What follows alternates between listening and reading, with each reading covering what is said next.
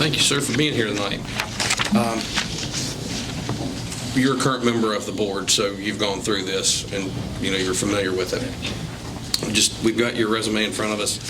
Tell us a little bit about yourself, and then we'll ask you a set of questions that we've asked each applicant. Well, thank you all very much for having me, first off.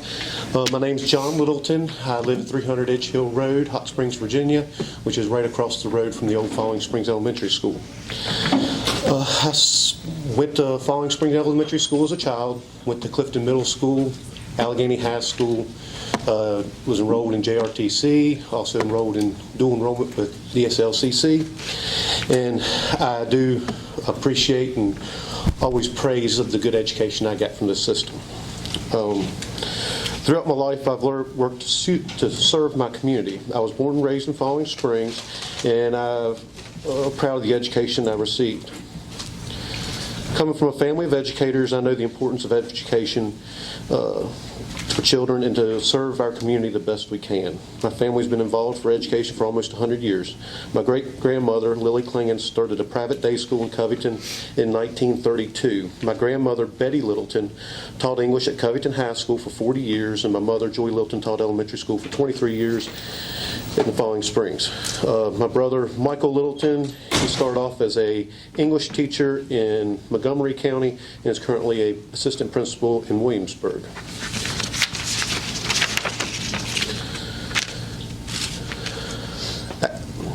After high school, I went to West Virginia Tech, where I got a bachelor's degree in civil engineering in 2005, and I never questioned where I was going to go after that. I was going to come back here to this area. I feel that my role in the school board is very helpful to the system with my engineering knowledge and my contract administration and dealing with municipalities. I have a contracting company where I build water treatment and wastewater treatment facilities around the state of Virginia. All my contracts are public contracts, just like the ones we put out for any upgrades we have in the system or in the county.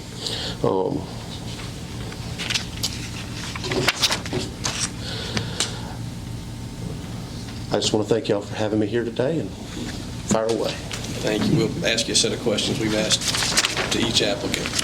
Mr. Nicely's first. Yeah, could you tell me why you voted to close our middle school? Mr. Nicely, I was brought onto the school board the night that they voted on the middle school. I was not appointed to the board until after they voted, so I was never privy to vote on that.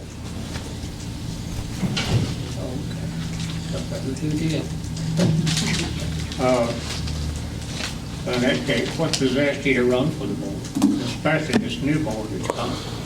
Well, first off, the first reason I ran for the board is I was having a conversation with my family, and we were talking about education because so many educators are in my family. And we started talking, and said, well, if the opening comes open for a school board position, I will apply.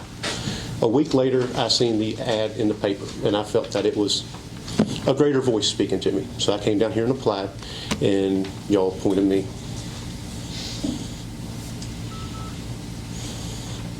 And I want to continue on with the school system because with my dealings with our capital improvements, and I want to try to make sure that, our track program stays on track. Our new HVAC contract of $1.5 million stays on track, and any other capital improvements we do. Ms. Cox. Mr. Littleton, I've asked the same three questions, so I have three questions for Okay. you. What attributes and behaviors do you feel are essential for a school board member? Well, I feel for a school board member, you need to be very open. You need to be able to listen. You also need to be able to listen to the greater public, and I feel that you need to try your best at everything you do, but to try to be a good role model for everybody else.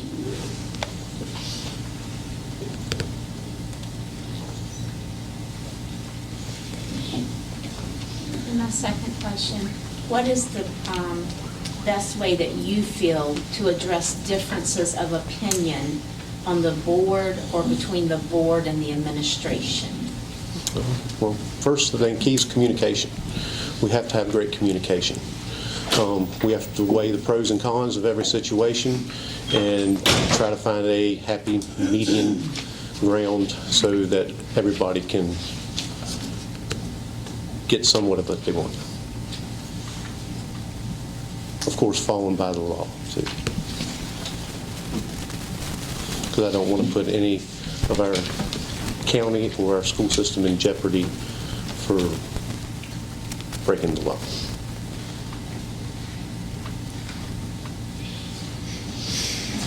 And my last question is, could you support a decision that you did not vote in favor for, and why or why not?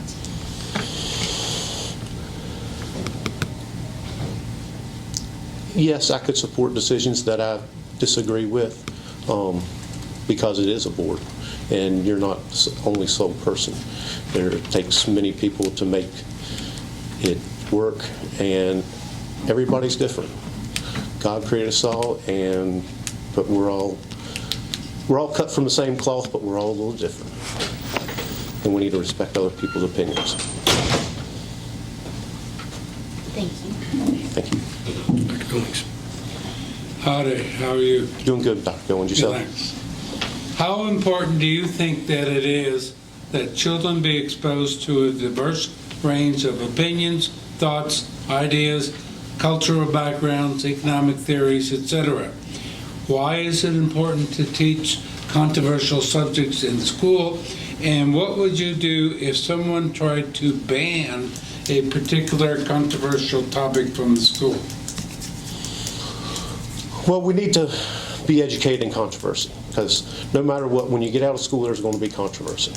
So you need to be able to learn to deal with some controversy at a somewhat younger age, because unfortunately in this world we can't all live in a bubble. We need to be able to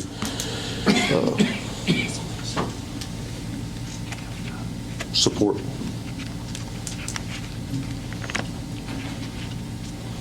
What would you do if someone tried to ban a particular topic from the school system? How would you treat it? It all matters on what the subject is, because the subject matter does matter as well. If it's just something being banned for,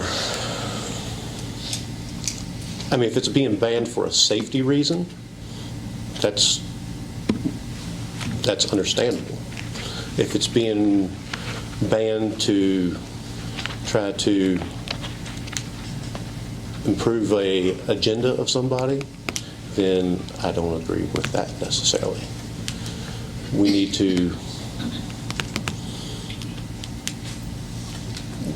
to do our research and make an educated decision on the matter. We can't always just vote with our heart. Thank you. Mr. Griffin. Thank you for coming.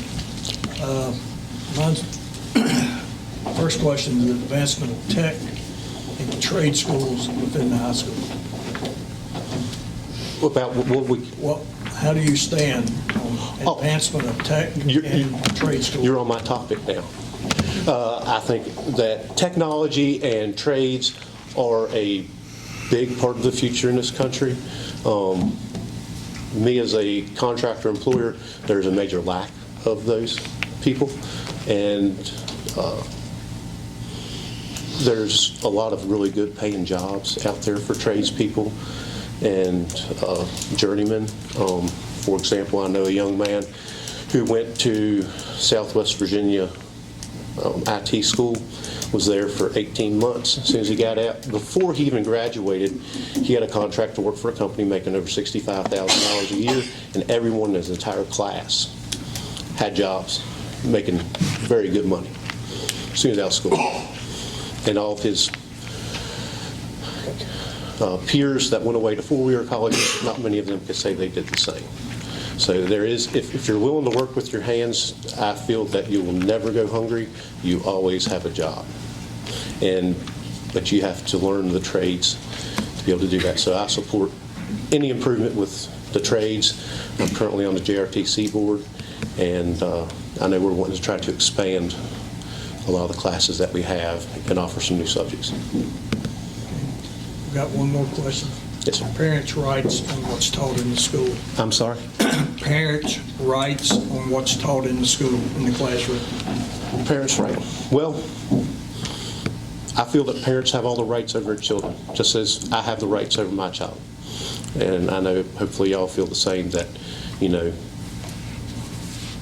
your child, your voice should be heard. So I do definitely support what some parents think.